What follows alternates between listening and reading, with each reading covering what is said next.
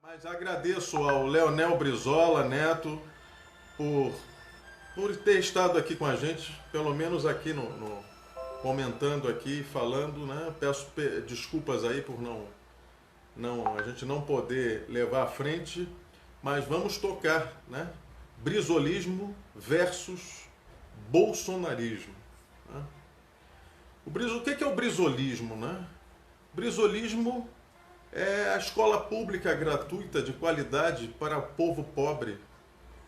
É a autodeterminação dos povos, né? As pessoas, cada pessoa vai ser um prazer dialogar sobre o brizolismo. E se você quiser, também pode continuar, Leonel, e comentando aí e falando que a gente replica e conversa, tá certo?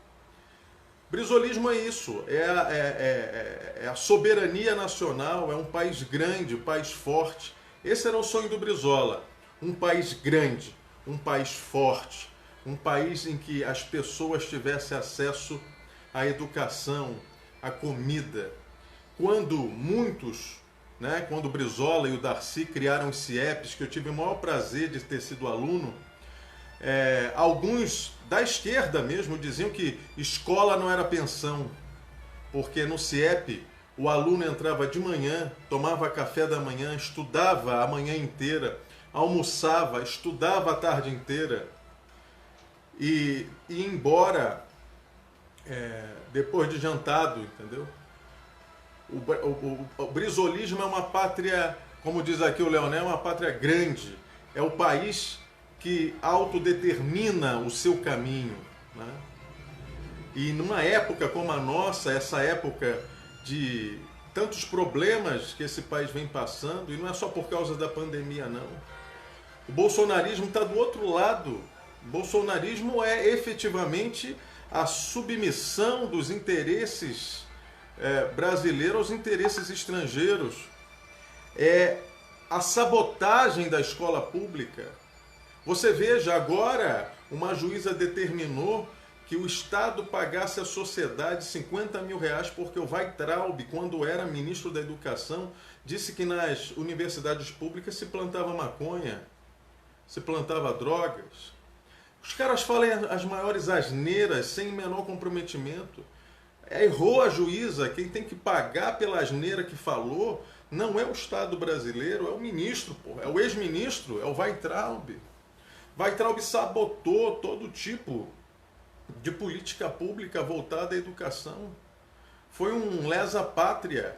O cara saiu daqui fugido. Depois exoneraram o cara quando chegou nos Estados Unidos e depois retroagiram a data. Bolsonarismo é isso, está do outro lado da vertente, está do outro lado do caminho, não está neste caminho que a gente busca trilhar, de um país soberano, de um país em que as pessoas tenham comida na mesa, tenham teto sobre a mesa. O Brizola, quando foi governador do Rio Grande do Sul, na década de 50, o Rio Grande do Sul era um estado onde tinham muitos analfabetos. E o Brizola construiu mais de 2.500 unidades, as chamadas brizoletas, né? Hoje você vai ver o Rio Grande do Sul.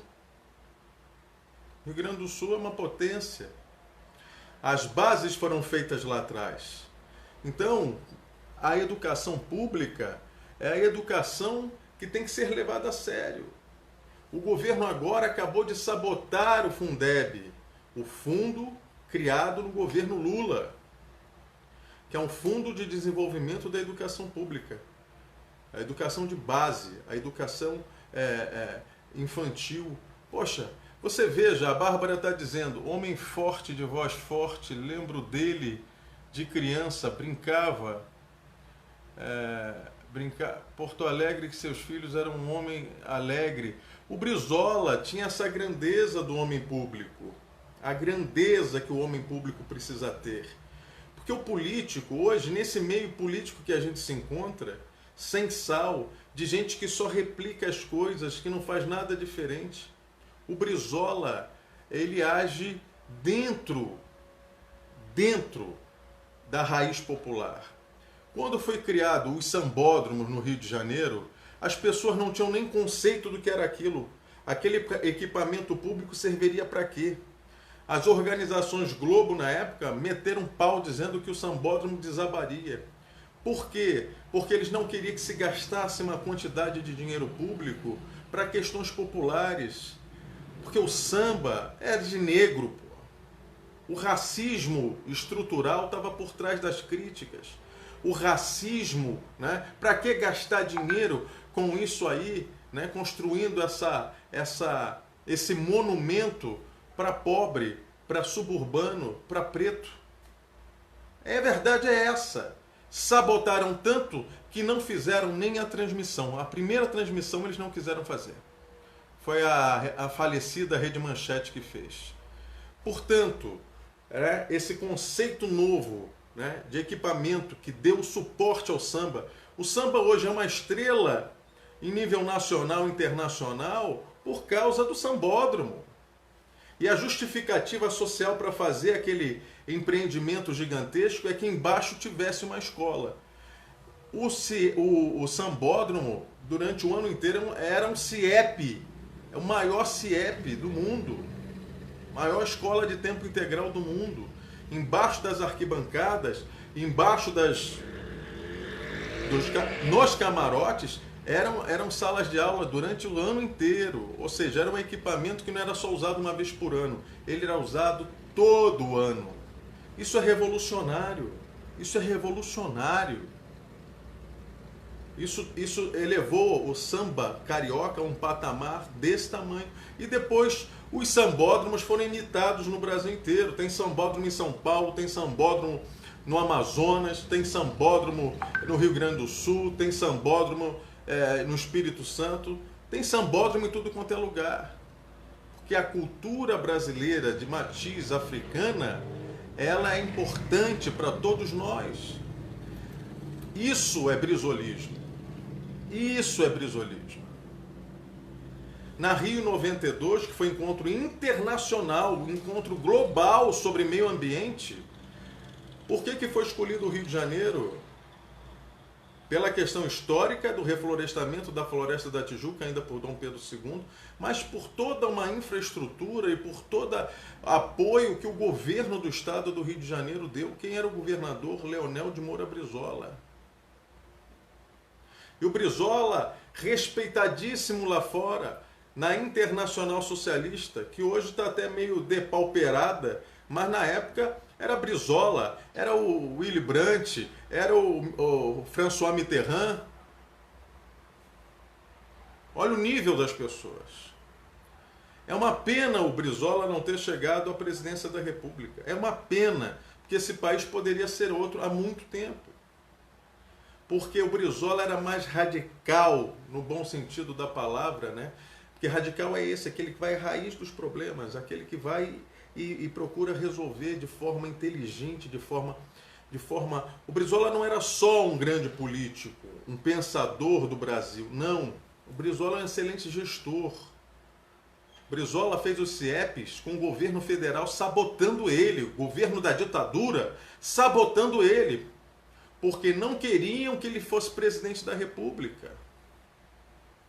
A história de mais um ano para o Sarney, ao invés de 4 pegar 5 anos, né, era para não deixar o Brizola ser candidato a presidente. Para não ter possibilidade de ganhar uma eleição. O Brizola, quando era governador do Rio Grande do Sul, teve a coragem de encampar 2 empresas. Foi o que marcou ele diante do capitalismo internacional. A perseguição ao Brizola pelo capitalismo internacional foi justamente este feito. Eram 2 empresas transnacionais norte-americanas que prestavam um serviço horrível no Rio Grande do Sul, e ele encampou as 2 empresas, a ITT e a Bond Share.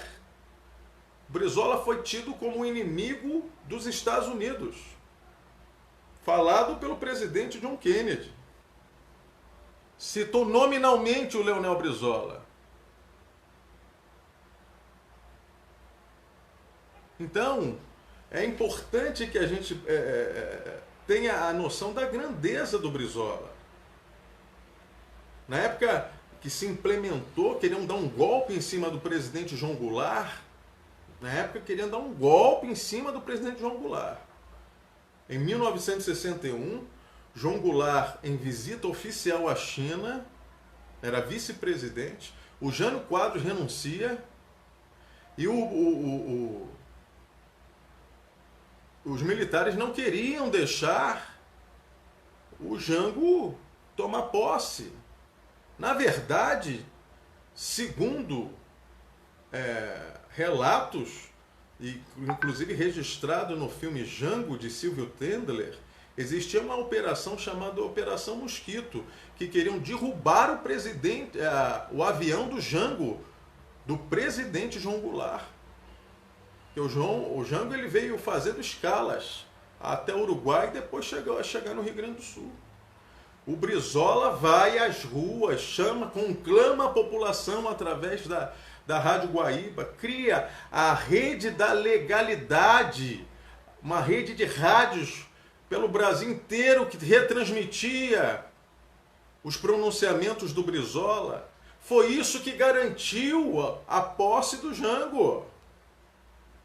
Mesmo com eles lá querendo dar o golpe do parlamentarismo no Brasil e o Jango ter aceitado, o Brizola armou a população, chamou a Brigada Militar, lá no Rio Grande do Sul, a PM se chama até hoje Brigada Militar. Armou a população, foram para frente do Palácio Piratini, Palácio do Governo. Isso foi que o garantiu, né? Eu acho que, de repente, se o Jango tivesse ouvido a ideia do Brizola de pegar o terceiro exército, que foi lá no palácio, né, o general lá, do comandante do terceiro exército, foi ao palácio da voz de prisão. O Brizola saiu convencido de que deveria defender a Constituição. Olha que coisa épica, né? Eu acredito que o Jango deveria ter ouvido o Brizola no momento que ele disse: marche com o terceiro exército e com a brigada do Rio Grande do Sul até Brasília e tome posse, que mostraria força. Não teria 64 se o Jango tivesse de repente seguido, né? Seguido a ideia do Brizola. Então, olha a estatura desse homem. Olha a estatura desse homem.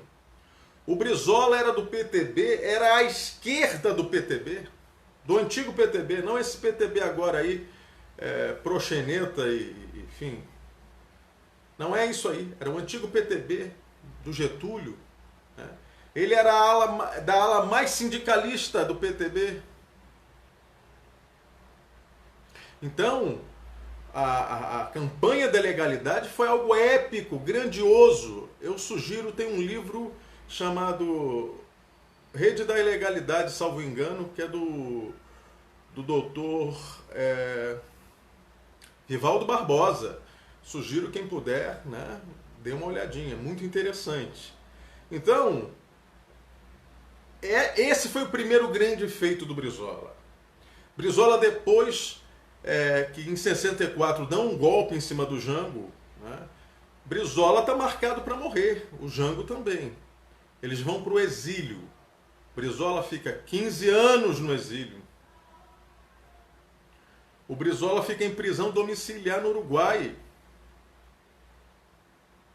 Depois é avisado pelo governo de que não estava mais sob a proteção desse governo. Então ele pega a família e vai para a embaixada norte-americana. Isso é final da década de 70. O presidente era o Jimmy Carter, outro presidente, né? Um cara humanista, está vivo até hoje, já deve ter quase 100 anos, humanista, né? Dos direitos humanos, o cara que, enfim, um homem de bem e do bem, né? O Carter. Então, o Brizola recebe é asilado político nos Estados Unidos. O Mário Soares, que era presidente do recém-redemocratizado redemocratizada República portuguesa vai e leva o Brizola para a Europa, para Portugal, sob a proteção do Estado português. Né? O Mário Soares foi um dos heróis, né, da Revolução dos Cravos de 1975, que trouxe a democracia, que derrubou o fascismo em Portugal e trouxe a democracia para as terras portuguesas. Né? Mário Soares, do Partido Socialista. É o Mário Soares quem leva o Brizola ao Willy Brandt, ao Mitterrand, né? Que apresenta a Internacional Socialista. Brizola chegou a ser vice-presidente da Internacional, um homem respeitado em nível nacional. Na redemocratização do Brasil, Brizola volta do exílio, é recebido como herói. A primeira coisa que ele faz é visitar o túmulo do Dr. Getúlio, visitar o túmulo do João Goulart. Ele sempre tinha essa coisa do respeito, né, àqueles que se foram, o respeito à história dos trabalhistas que ajudaram a construir o país moderno. As bases do Estado moderno brasileiro, quem ergueu foi o trabalhismo, foi o Dr. Getúlio Vargas. E se as reformas de base do Jango, reforma agrária, reforma bancária, né, reforma urbana, né, tivessem ido à frente, o Brasil hoje seria outro. É uma falácia o que os direitistas, fascistas e fascínoras falam de que o Jango era o comunista. Jango era um trabalhista. Que fique claro isso. Não vejo nenhum demérito se comunista fosse, mas ele era um trabalhista. É porque a mentira é a arma dessa gente. Haja visto o que esse personagem que preside esse país faz todo dia com esse país. Né? É uma mentira atrás da outra, é fake news atrás da outra, a utilização da religião é uma mentirada, é distribuição de perdigoto, né?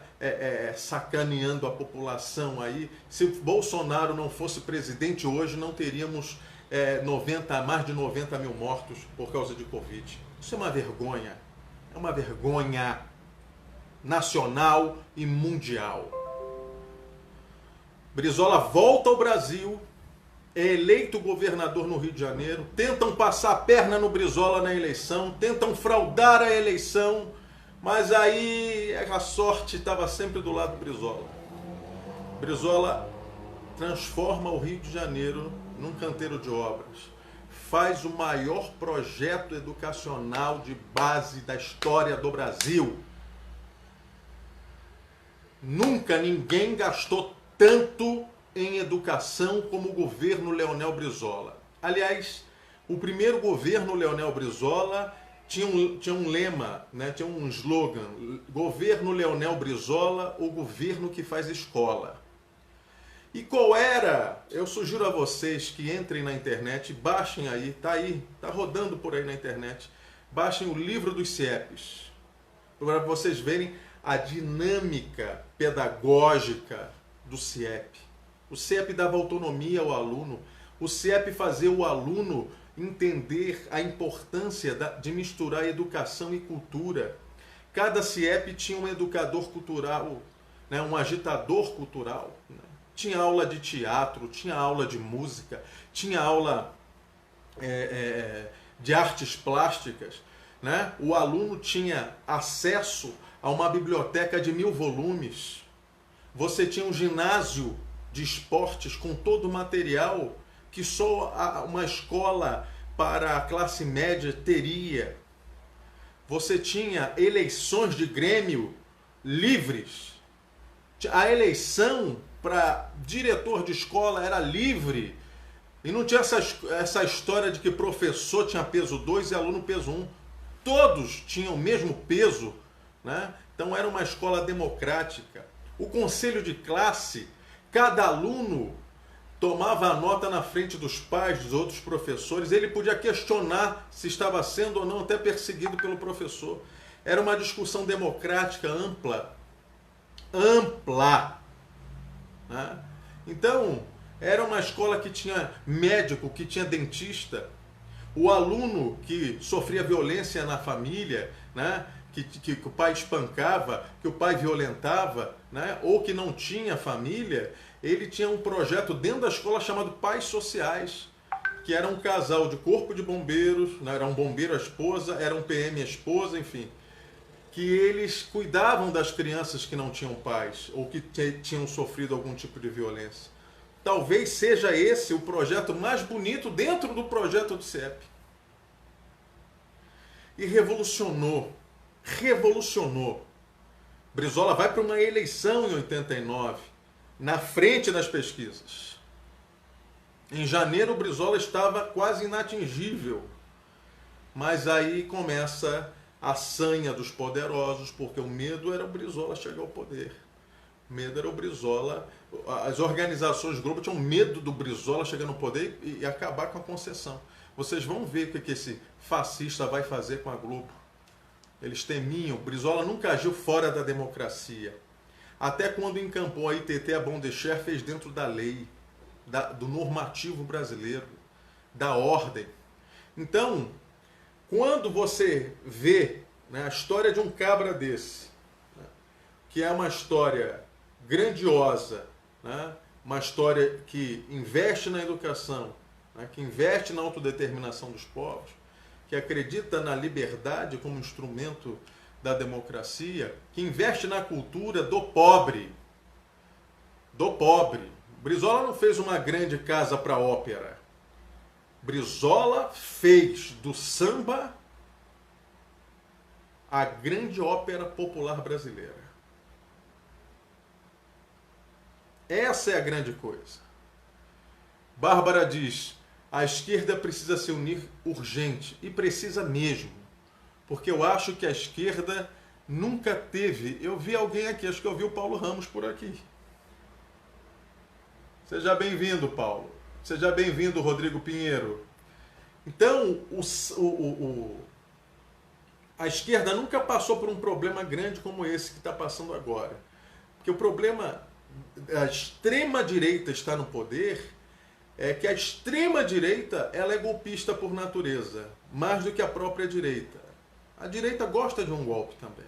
Ela quer ter lucro. Se ela não está tendo muito lucro com democracia, ela abraça o golpe.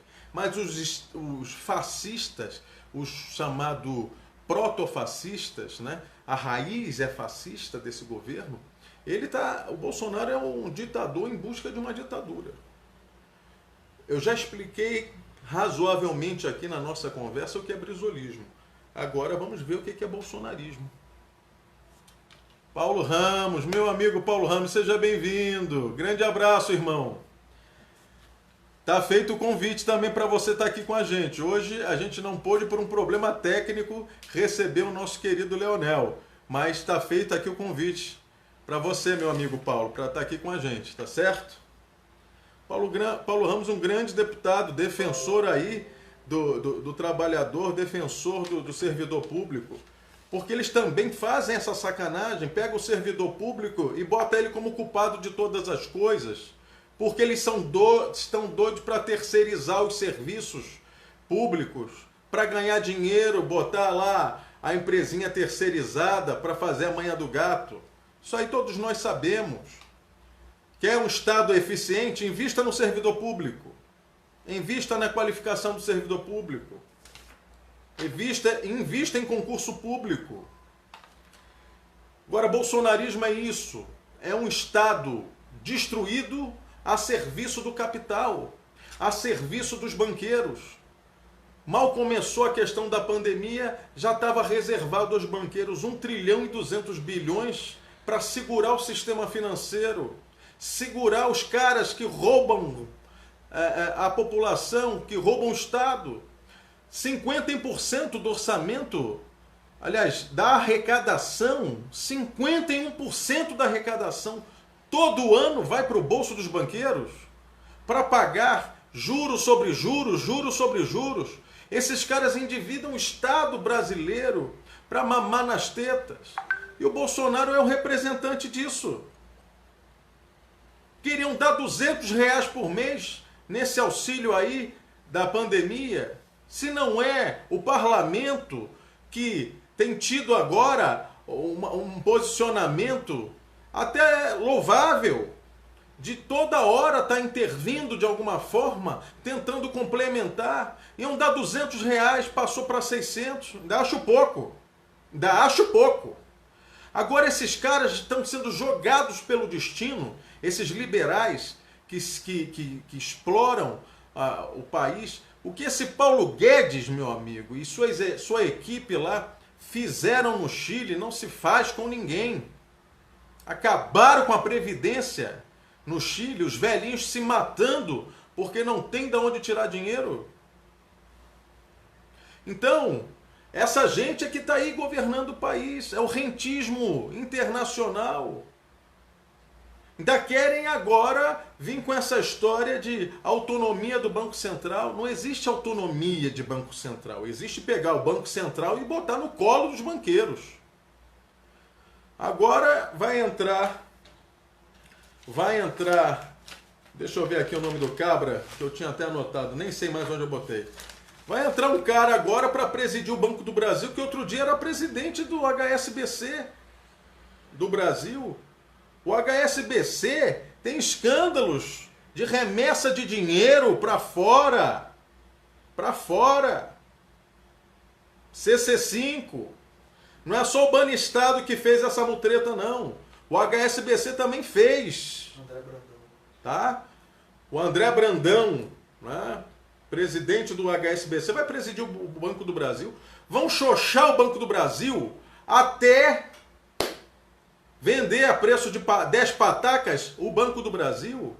Aliás, já fizeram uma outra sacanagem outro dia, que é pegar uma carteira de investimento de 3 bilhões, vender por 400 mil para um banco privado. Quem é que está sendo lesado nisso? Não são somente quem tem os acionistas do banco, não. É o povo brasileiro. Banco do Brasil é um patrimônio do Brasil, assim como a Caixa Econômica, e eles querem vender tudo. Isso é bolsonarismo. Homofobia é bolsonarismo. É bolsonarismo. Mistura de igreja e Estado é bolsonarismo. É a maior afronta ao Estado laico, é ação bolsonarista. Mentir, fake news como instrumento político, isso é bolsonarismo. São os mesmos modus operandi do Trump e sua companhia, sua gangue, a sua camarilha. A mesma. E o Trump agora vem dizer que não vai ter fraude. Vai ter fraude porque ele vai perder a eleição. Que as pessoas estão se apercebendo a ameba, né? E o perigo que ele é para a democracia. E nós temos a nossa aqui, nossa cópia mal ajambrada, mal acabada do Trump, né? Gilvando Pereira diz: pode crer, a serviço dos banqueiros e pobre escravizado, projeto ditatório, depois disso o PT que é terrorista. É verdade, é verdade. Amanhã, eu convido você para até amanhã, 10 horas da manhã, que nós vamos estar aqui com o professor Rico Guimarães. O professor Rico e eu, a gente vai ter uma conversinha sobre as eleições deste ano e a questão da eleição de 2022. Se as esquerdas não se unirem, de verdade, e não é se unir, se não se unirem, se não tiverem um projeto em comum, se não tiverem uma vontade em comum, se não pararem de ficar batendo cabeça em público, né? Se não pararem aí, meu irmão, Bolsonaro se reelege. E aí, meu irmão, o segundo mandato, nesse aqui que ele está mais no sapatinho, no segundo vai ser a bancarrota do país, porque ele vai se sentir à vontade para arregaçar, diminuir o Estado brasileiro, acabar com o servidor público, acabar com a democracia brasileira. Quanto mais a coisa for autoritária, melhor. Abram o olho. Não é brincadeira isso, não. Não é brincadeira. Bolsonarismo é ditadura. Bolsonarismo é autoritarismo. Bolsonarismo é discriminação como instrumento de Estado. O que eles estão fazendo com as mulheres, meu amigo, a lei, Ojeda, bem-vindo, irmão. A lei diz que a mulher que sofre estupro, ela tem direito de abortar. Está na lei. Os caras estão acabando com essa possibilidade. Não deixam, não permitem, na prática. Ou seja, a lei, mas eles sabotam a lei. Isso é bolsonarismo. Isso é bolsonarismo. A escola pública sendo achincalhada, eles queriam não votar o Fundeb, para que caducasse e só voltasse no ano de 2022. 2021 não ia ter Fundeb. Mais um ano sem gasto, porque eles iam pegar esse dinheiro para pagar, para dar para banqueiro. Quando você tira dinheiro de criancinha para dar para banqueiro? Adiaram a votação e mais uma vez o parlamento foi contra. E forçou a barra em cima, forçou a mão e o Fundeb passou. Agora querem recriar CPMF. Ou seja, mais imposto no teu lombo. Toda compra que você fizer por meio eletrônico, eles vão pegar um naco do teu dinheiro. Os caras, ao invés de fazer uma reforma do Estado, uma reforma tributária, né, vão cobrar das grandes fortunas, meu amigo. O cara recebe herança de bilhões e não paga nada de imposto. Vai pegar dos investidores do rentismo, porque o cara que é acionista de um banco desses aí, recebe os dividendos, não paga um centavo. Um centavo. Parece que é só o Brasil, a Estônia e mais um país no mundo que tem isso. Nem nos Estados Unidos, que eles vivem lambendo, dizendo que são imitadores, são isso. Tem isso, meu amigo. Isso é bolsonarismo. Tem um vídeo do Brizola, que a gente tem até aqui na nossa página, eu peço a você que, se puder, assista. Qualquer coisa eu replico ele também. Ele diz que o país não é uma empresa. E ele tem razão. A economia não é privada, a economia é pública. Todos nós somos partes dessa economia. Tanto o trabalhador como nós que trabalhamos, geramos riquezas para o país, né? Quanto o patrão, todos fazemos parte de uma economia. Essa economia é pública, essa economia tem que servir a todos e não uma pequena elite. Eu achei maravilhoso quando o presidente do sindicato do metrô de São Paulo, dos metroviários de São Paulo, no programa da Globo, né, no Bom Dia São Paulo, ele foi questionado pelo apresentador: por que vocês querem fazer greve numa hora dessa? Está todo mundo em dificuldade, as pessoas querem sair para conseguir emprego.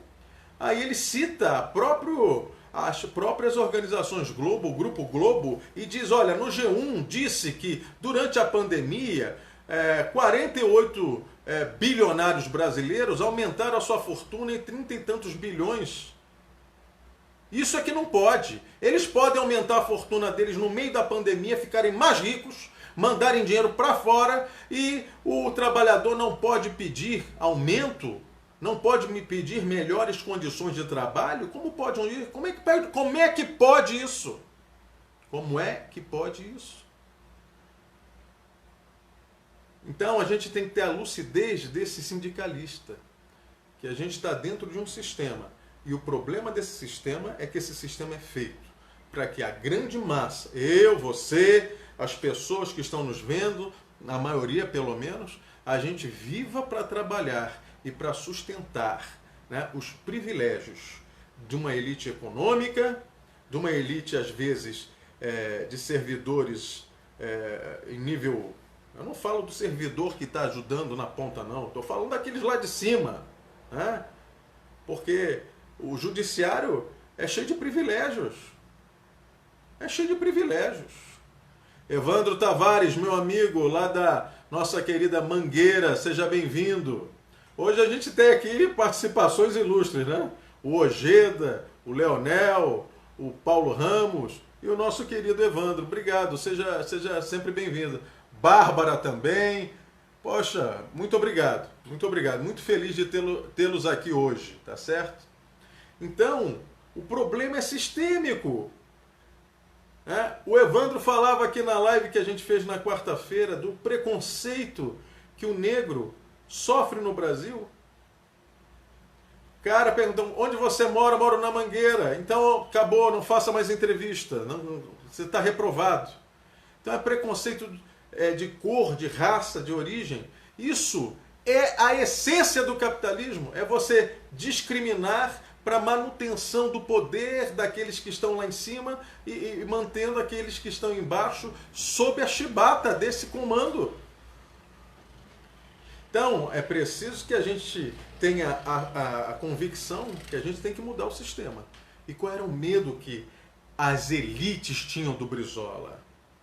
É que o Brizola levou dignidade ao pobre, levou educação de qualidade ao pobre, criou a Universidade Tecnológica, a UENF, a Universidade do Norte Fluminense, só de tecnologia. Isso na década de 90, meu amigo.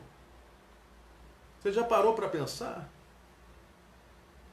Vai visitar o ERJ hoje, a Universidade do Estado do Rio de Janeiro está caindo aos pedaços. Vira e mexe, sofre incêndios ali. Querem privatizar, inclusive, a UERJ. A gente tem hoje, infelizmente, uma série de governantes nesse país que se elegeram na onda do bolsonarismo. Vai ver o que está acontecendo com os estados dele, explodindo de Covid. E os equipamentos públicos, eles querem entregar a preço de banana, nem banana, que banana está cara, né? A preço de lixo. Então precisamos ter a noção e a convicção de que se nós não fizermos nada, e aí, meu amigo, são as esquerdas que têm que se unir sim, para poder até sobreviver. Porque depois, meu amigo, que esse cara tiver empoderado e na cabecinha dele lá começar a pintar a ideia de ter que ter campo de concentração nesse país, ninguém segura o Bolsonaro, não. Isso tem que ser cortado agora, com todos os instrumentos da democracia. Eu não estou dizendo que é para dar golpe em ninguém. Eu estou dizendo que é para usar os instrumentos democráticos, legais, para poder derrubar esse homem. E não é assinar impeachment do cara e deixar para lá, não. É articular para que isso aí passe. E não subestimem. A sorte é que o parlamento, embora seja instrumento desse mercado financeiro, porque o presidente Rodrigo Maia é um cara do mercado financeiro, trabalhou no Icatu, vai pesquisar o que é Icatu. É um grande banco de investimento, né? É um cara do mercado financeiro.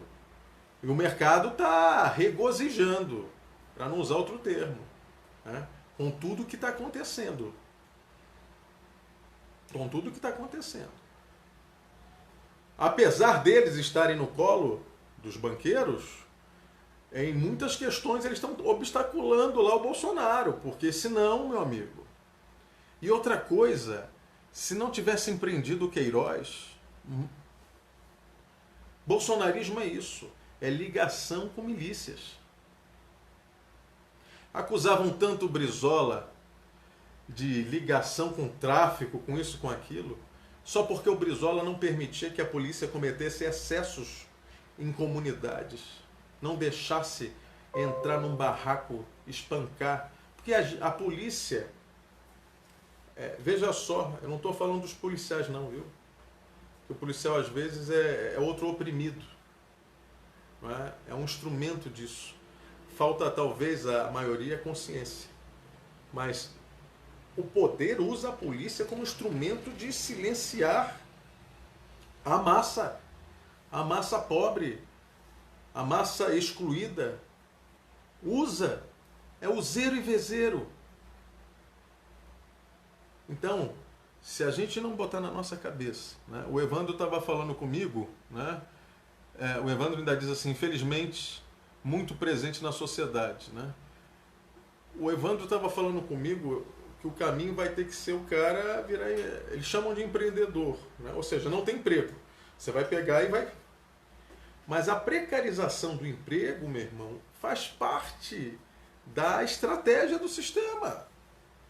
A precarização do emprego é para você ter uma massa escrava, entendeu? Mão de obra barata, como acontecia na China. Como acontecia na China. Por que eles estão querendo tirar as empresas da China? Porque o capitalista ele não tem pátria. O capitalista ama o dinheiro. O que o dinheiro mandar, eles fazem. O que der lucro, eles fazem. Se mãe depois achar que tem que botar a mãe para vender a mãe, alugar a mãe, eles alugam se der lucro, tá certo? Capitalista é isso. Capitalista não tem mãe, não tem pai, não tem ninguém. Capitalista quer dinheiro. Não importa como ele vem. Porque pergunta para o banqueiro se ele não vai aceitar que gire lá $1 bilhão numa conta, que ele vai perguntar se é de tráfico de drogas, de armas, se é tráfico de mulheres, tráfico de seres humanos. Edistia Oliveira, boa noite. Tá aqui o Ojeda. O Ojeda está evocando um cara que é uma lenda, como dizia o grande coronel Nazaré Cerqueira.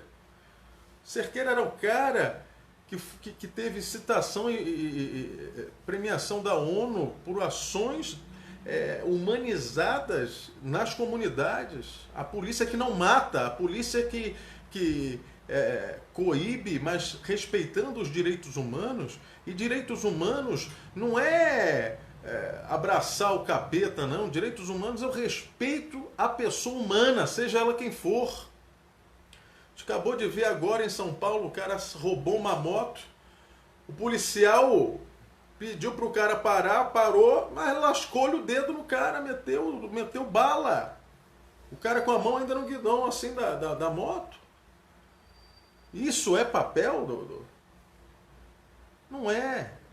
Invadir Paraisópolis, invadir comunidades, entrar num baile funk, lá o pobre coitado trabalha a semana inteira, só tem um baile funk para ir. Aí o cara vai e mata, asfixia. As pessoas foram mortas em Paraisópolis por asfixia, estrangulamento. Sentaram o joelho na garganta das pessoas. Fica difícil. A gente não pode ver essas coisas e achar que é natural. Importante é a reação. Primeiro, a consciência. A consciência. Brizolismo é isso. Mentes lúcidas. Brizola dizia, vamos espalhar pelo Brasil mentes lúcidas. Lúcidas. O CIEP estava dentro do que dizia não só o professor Darcy Ribeiro, que foi um grande referencial, mas a alma do CIEP estava dentro da questão da educação do oprimido, que dizia Paulo Freire. Porque o CIEP dava às crianças, dava aos jovens, aos adolescentes, a consciência de que ele morava num gueto e que não precisa existir gueto no país. Não precisa existir áreas de gente excluída. Como dizia o samba lá da Mangueira, que a gente falou tanto, né, Evandro? Samba de 88, que dizia, pergunte ao Criador quem pintou esta aquarela, livre dos açoites da senzala, preso na miséria da favela. Nós queremos democracia. Isso é brizolismo, pô. Queremos democracia racial. Que falam que o país é uma democracia racial. Mentira! Democracia racial é ver negro ganhando bem. Fernando Lobo, meu amigo, obrigado pela sua presença. Brizola vive.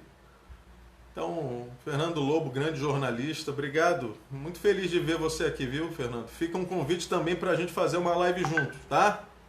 Tá feito o convite. Então é importante criar consciências lúcidas da realidade do Brasil e que a gente pode mudar essa realidade. Eu acho que o PT se apercebeu, né? O PT abriu aí um espaço, o governo petista foi excelente para botar pessoas na universidade. Agora, o que me entristeceu foi ver pessoas que participaram dos projetos, né? Agora até esqueci o nome, né? De acesso à universidade, a gente falou sobre isso, inclusive, esses dias, né? une, reúne, etc. E depois as pessoas que passaram por esse projeto, né, que puderam fazer a universidade, abraçar o bolsonarismo, abraçar. Porque se a educação, já dizia o professor Paulo Freire, se a educação não for libertária, ela faz o oprimido pensar como opressor, agir como opressor, querer ser opressor. Ah, vou chegar lá em cima, também vou pisar.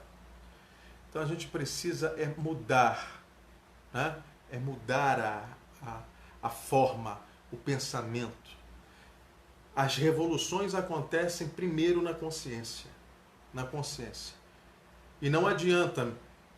A gente falava, né, Evandro, sobre solidariedade, as pessoas ajudarem. Por quê? Porque as pessoas que mais ajudam as outras são as que mais precisam. Porque elas sabem que a fome tem pressa. Quem tem fome tem pressa. Ela sabe que a fome dói. Ela sabe que a fome é uma humilhação.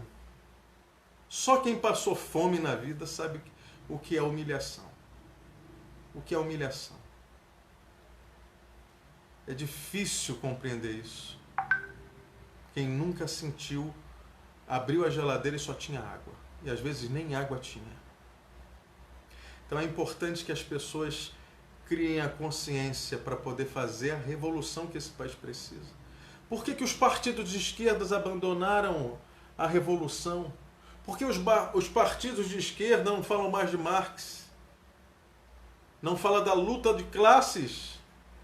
Meu amigo, existe luta de classes sim, não há conciliação entre o capital e o trabalhador. São interesses contraditórios, são interesses antagônicos, são interesses que não se coadunam. Não há mistura entre luz e trevas, não há. Entre água e azeite, não dá para misturar. Não dá para fazer emulsão social. O Lula outro dia estava falando, eu não fiz distribuição de renda, eu fiz distribuição de riquezas. Ele falou isso. Ele deu uma entrevista essa semana dizendo isso. Eu não fiz distribuição de riqueza, eu fiz distribuição de renda. Está na hora de distribuir as riquezas desse país para o povo.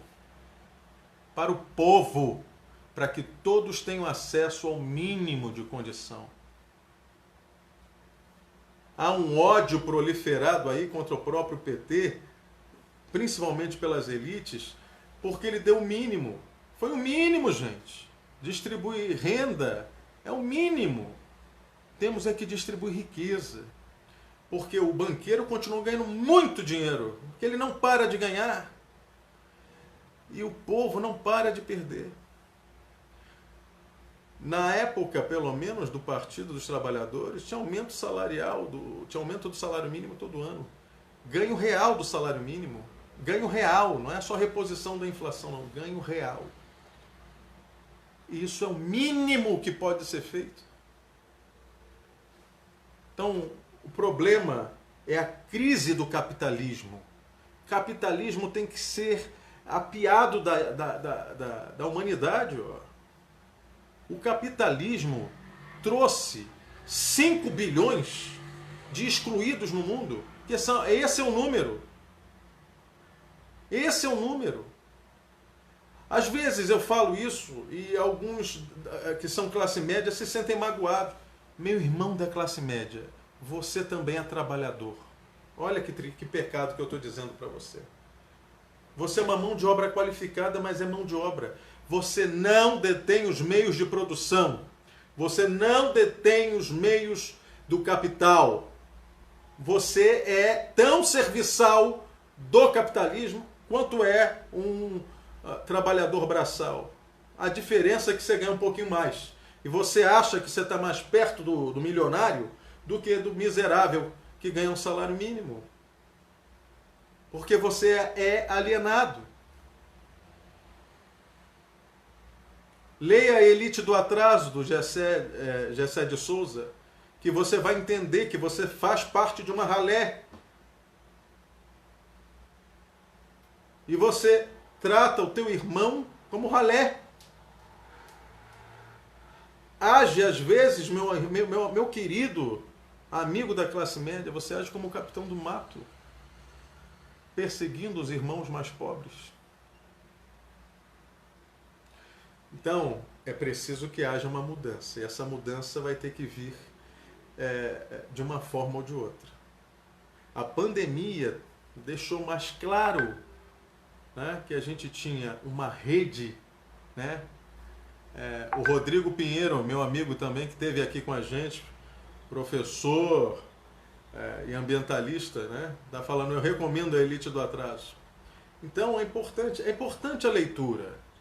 Porque veja só, se você não tem uma educação formal, pelo menos, se você tem o hábito de ler, você vai estar aqui em cima, em detrimento de uma massa que não lê. Às vezes até com nível superior. É importante criar consciência, e consciência é mais do que conhecimento. Consciência é você ter a percepção da realidade como ela é, e não como a ficção que alguns acham que a gente tem que engolir. A ascensão social, minha gente, é praticamente inexistente nesse país. Ninguém que vem de baixo, ninguém que vem da classe D e E, bota aí 0,1%, chega lá em cima, meu irmão. Pode chegar ali na classe média, ficar patinando, endividado no banco, né, com hipoteca, com mais não sei o quê. Se não roubar, se não for pilantra, se não tiver esquema, se não tiver... Porque isso é o capitalismo, pô. Aí nós vem com esse discurso de ética, de moral, tudo mentira. Tudo mentira. O pecado oculto é que vale. Se você não pareceu que você fez, que armou, tá ótimo. Isso é capitalismo. Não é outra coisa. Eu lembro das aulas com o nosso querido Brizola, no PDT, no Rio de Janeiro. Tive a honra, o privilégio de assistir a fala do Brizola. Cada fala era uma aula. Ele dizia que o trabalhismo é o instrumento, é o meio pelo qual a gente vai alcançar o socialismo no Brasil. O socialismo moreno, o socialismo democrático, né? O socialismo em que as pessoas possam ter acesso ao mínimo da condição humana, né? Ter acesso às oportunidades, ter acesso a um Estado presente, um Estado eficiente, competente, né? Quando eu era aluno de CIEP, meu amigo, não faltava nada, porque o governador era o Brizola. Tinham crianças que passavam um ano lá, inclusive as férias, por uma questão de segurança alimentar, que ficavam lá na colônia de férias para poder almoçar, jantar, tomar café da manhã, porque faltava comida em casa. Então o Estado tem que ser um instrumento. E aí o Paulo Ramos uma vez falou assim, falam de paternalismo, o Estado tem que paternalizar mesmo as pessoas, tem que ser pai realmente da população, principalmente da mais pobre. O Estado é mãe de banqueiro, pô. É mãe de banqueiro. Dá tudo aos banqueiros. Banqueiro é um chupim. É um tumor na sociedade. E eles têm tudo. Por que o Estado não pode paternalizar os pobres? Por que o Estado não pode levar comida? Gente, qualquer ser humano, trabalhando ou não, tendo acesso ou não, ele não pode faltar na mesa dele comida e água. Nós temos populações que não têm água. Voltamos ao mapa da fome. Aí fica difícil. Aí fica difícil. Gente, eu quero primeiro pedir perdão a vocês que a gente anunciou a presença aqui do Leonel, né? Leonel Brizola Neto, um grande vereador do Rio de Janeiro que tem feito um trabalho junto aos mais pobres, junto aos mais necessitados, junto àquela população que era a população predileta do trabalho do Brizola. O Leonel tem honrado o seu mandato junto ao povo e junto à memória do avô. E por questões técnicas nós não conseguimos trazer o Leonel hoje. Mas vamos trazer a qualquer momento. Fica o convite ao nosso Paulo Ramos e ao Fernando Lobo de participar aqui com a gente. E eu quero agradecer a sua presença, sua audiência num sábado à noite, né, que normalmente a gente não faz, a gente fez pelo pedido do Leonel, que era um horário bom para ele. Mas eu agradeço a você por estar aqui com a gente e convido você, meu amigo, a estar aqui amanhã, 10 horas da manhã, que nós vamos fazer uma análise sobre as eleições desse ano, sobre o Centrão, sobre as eleições de 2022, com o professor Rico Guimarães, nosso amigo também, foi militante também do trabalhismo, um cara honrado, que vai estar aqui com a gente, 10 horas da manhã. Eu agradeço, quero agradecer o Ojeda por estar aqui com a gente, né? E o Ojeda já está dizendo, vou alinhar essa live com o Paulo. E já está feito o convite também. Todos nós, trabalhistas, socialistas, comunistas, né? Todos juntos. Obrigado, uma excelente noite a vocês, sob a proteção de Deus. Até amanhã, 10 horas. Tchau, tchau.